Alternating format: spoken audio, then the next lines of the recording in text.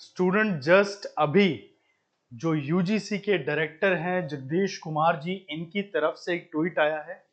कहा गया है कि NTA plan to issue UGC NET admit card by tonight, please check it on the website. Exam 18 जून को कहने की बात एनटीए करता रहा है। जगदीश कुमार जी ने अभी ये भी अपडेट कर दिया है। अब यहाँ पर कुछ स्टूडेंट्स जो हैं मुझे व्हाट्सएप पे लिख रहे हैं कि सर कोई फायदा नहीं हुआ आप लोगों की आवाज उठाने का, देखिए एग्जाम तो हो ही रहा है। और अभी कुछ बच्चों ने मुझे कमेंट भी किया मेरी उस वीडियो पे जो सुबह मैंने अपलोड की थी, जहां पर हमने टेलीग्राम ग्रुप पे किस तरह से पेपर लीक के इश्यूज चल रहे हैं उन पे बात की थी। अब यहाँ पर एक बात क्लियर कर दूं, कई बच्चों ने कहा कि सर देख लिया आपने, हुआ नहीं ना पोस्टपोन एग्जाम। भाई एग्जाम पोस्टपोन कराने की बात एक वजह से की जा रही थी। क्या आप किसी भी ऐसे व्यक्ति पर विश्वास करेंगे अपने पैसे को लेके, अपने समय को लेके, जिसपे चोरी के आरोप है? मान लीजिए आपका कोई दोस्त है जो बहुत बार जेल जा चुका है चोरी के लिए, या पुलिस उसको ढूंढ रही है कि भाई उसने कहीं चोरी की है, क्या आप उस दोस्त के पास अपना पैसा रख के आएंगे? अगर नीट के ऊपर सवाल उठे हैं और एनटीए के ऊपर लगातार सवाल है, सुप्रीम कोर्ट में मामला है, एनटीए की निष्पक्षता पर सवाल है, क्रेडिबिलिटी पर सवाल है, और इस बीच हम लगातार यही बात कर रहे थे, क्या एनटीए ये कहेगा कि जिस तरह के इश्यूज नीट में हुए, जिस तरीके से एनसीईटी का पेपर अभी 12 जून को जो होना था वहां सेंटर पे बच्चे पहुंचे हैं और पता चला कि एग्जाम ही पोस्टपोन हो गया, इस तरह की दिक्कतें नेट में नहीं आने वाली।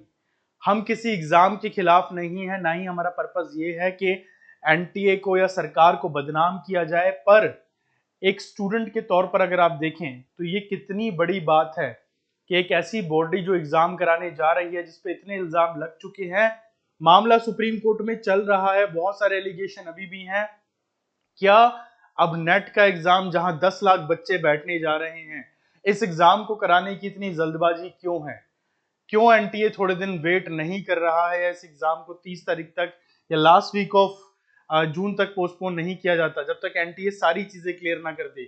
ये तो हमारे जो एजुकेशन मिनिस्टर हैं वो भी क्लियर कर रहे हैं कि भाई पेपर लीक नहीं हुआ है।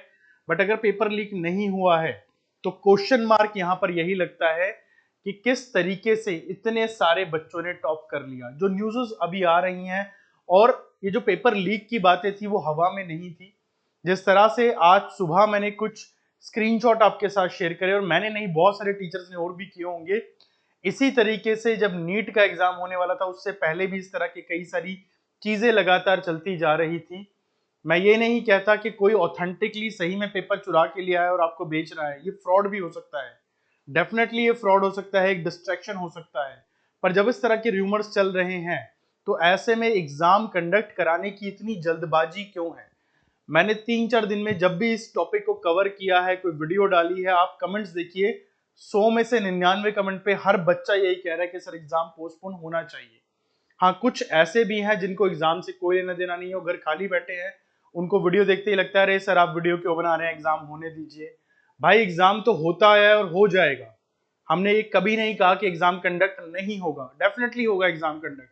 बट पॉइंट इज दैट कि अभी की सिचुएशन में जो हो रहा है, जिस तरह की चीजें चल रही हैं, जिस तरह के एलिगेशन एनटीए पे लगाए जा रहे हैं, ऐसे में क्या एग्जाम कंडक्ट होगा तो क्या वो बिल्कुल फेयर तरीके से होगा, बिल्कुल ट्रांसपेरेंट तरीके से होगा?